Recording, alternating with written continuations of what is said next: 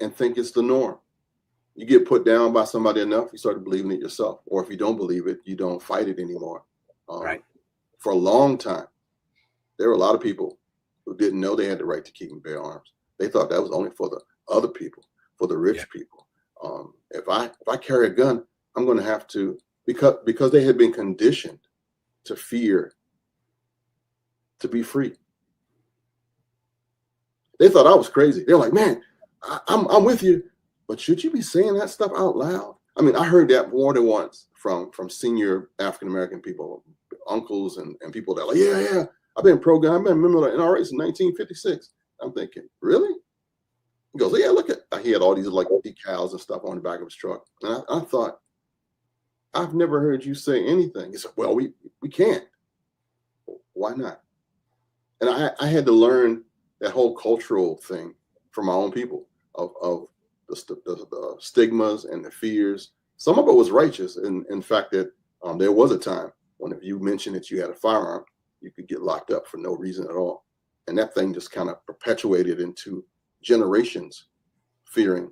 And we had family members who were like everybody who was in the South who hunted and had their land pro-gun all day. And then when they moved to the city, the aunts and the mothers and the grandparents were like, don't bring that country stuff in here. It was kind of like covered over. They just said that country stuff. What they were saying was, don't bring your pro-gun stuff here because here you'll get locked up. And I want to keep my men out of jail. I want to keep my men safe. Leave that stuff, that country stuff down home. And that was a subtle way to keep us from being pro-gun. But every law enforcement officer, every veteran was pro-gun for the most part. You're describing, well, for people that look like me, talking with people that look like you, who have visual differences, I want to be careful that I don't disrespect anybody or say something that's presumptuous, which makes me an idiot. So I'm trying to avoid being an idiot. But what I'm saying is, you got to correct me. Ken, if I walk into Idiotville, I want you to pluck me right back out. Okay.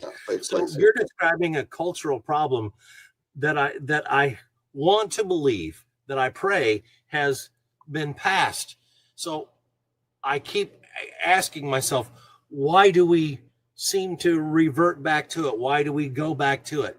We had Jim Crow laws on the books here in Iowa not that long ago. Yeah. And we have been endeavoring to get them off or take care of the laws that were directly influenced by Jim Crow himself. And we've not got that done yet, but we've largely got that taken care of. And so I'm sitting here as a white guy in his 50s, the epitome of the Second Amendment type, so to speak, saying, why are we even talking about this anymore? This is behind us, and the only thing that we're doing is propagating it by talking about it more. But the truth of the matter is, I haven't had the same kinds of experiences that you have. So I don't want to be disrespectful when I say, we got to move past this, because people quickly remind me, you don't have any idea what my problems are. And so how do I help with that? What do I do to encourage people to move up and beyond, no matter who or what they are? I mean, what encouragement or what words of wisdom are you able to offer me and the people listening? Because frankly, I think we need to know that. The bad news is, like my grandfather said, you can't push a rope. Some people you just can't get through. They have so many filters, so many negative things. The best thing you can say is, I'm on your side, and not say another word. I'm on your side, and let them ask the question. Let them come if they want to. We do a lot of damage to ourselves. Me personally, when I first started this gun rights thing for me, and the Marine Corps messed me up because I was told, don't watch out, man. The white man ain't gonna get you when you're in the Marine Corps. Don't join some other military service because the Marine Corps is the most racist. It was the last to integrate. We did have some racial issues, and when I was in there back in 1980, but because of that and what I've learned, it changed my whole life. So when I became a gun rights person, and first time I went to a big outing, everybody looked like you, dude. Everybody had like full beard, and except for ZZ Top, which is like my favorite group, nobody had that thing happen. So they're like, why aren't you afraid? I say, guess what? This guy right here who looks like ZZ Top has said some of the nicest stuff and been more behind my back, more upfront, more real, more honest about his ignorance than any of you guys ever have. You guys stick out there, you'll put your neck out and say how, like you just said, I don't know anything. Dude, that's humble. How can you not make a bridge from that? But my folks are like, no, it's never gonna happen. This and they just put up a barricade that you can't cross. So I've spent the last 30 years of my life fixing that. And it kept happening. It's funny that once you become an ambassador, once you see the hot buttons, and you have to just one-on-one. I had a guy in South Carolina. He was a minister, and he was also a congressman. And he said, all right, I know the NRA sent you here to talk to me about this bill. And I said, yeah, they did. He said, how can you in your conscience talk about putting guns in the hands of more black men that are shooting themselves? And I was like, are we too dumb not to do wrong to each other? Are you saying that because we're black? And I had to go that way. I said, because of our color, we're too ignorant to learn how not to kill each other. And he was like, no, that's not what I'm saying. I said, we're perpetuating the same thought. How about if we train our men and women and our kids and our boys and our girls, and we show them that this thing means something, that there's a history behind this thing. There was a time when we couldn't own a firearm. How about if you learn about the history of this firearm and where it came from? And it changed everything. But you got to get in the weeds, and sometimes you have to fight people.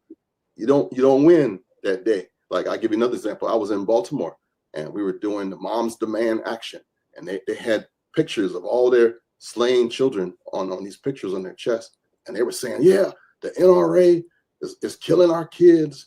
And my son this lady was testifying, my son was shot 2 o'clock in the morning right here in the very corner. And if it wasn't for the gun, and everybody who was with me was like, man, I'm glad I'm not up next. So I said, all right, my turn. So when I stood up, I said, with all respect, at 2 a.m., my children are in their beds. They're not on the street selling pharmacy. What happened to your son was a result of his lifestyle, his actions, maybe even the lack of parenting, but it's not the gun. She threw her papers up in the air. I can't believe it. She stormed out of the thing, and everybody was like, did you just piss off all the mothers in this room? I was like, yeah, probably.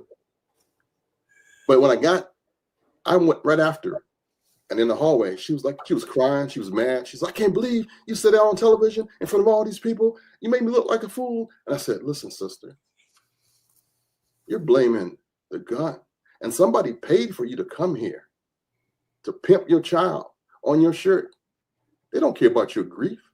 It's a whole thing happening here. I'm trying to protect our people. She was like, yeah, you're right. And then she went away. And I thought, nobody saw that part. Nobody, we missed all the good stuff. But we almost hugged it out in the hallway outside the courtroom. That thing was, I was wore out. I was tired. I've been tired like that for many times when it's just the fixing thing is one person at a time.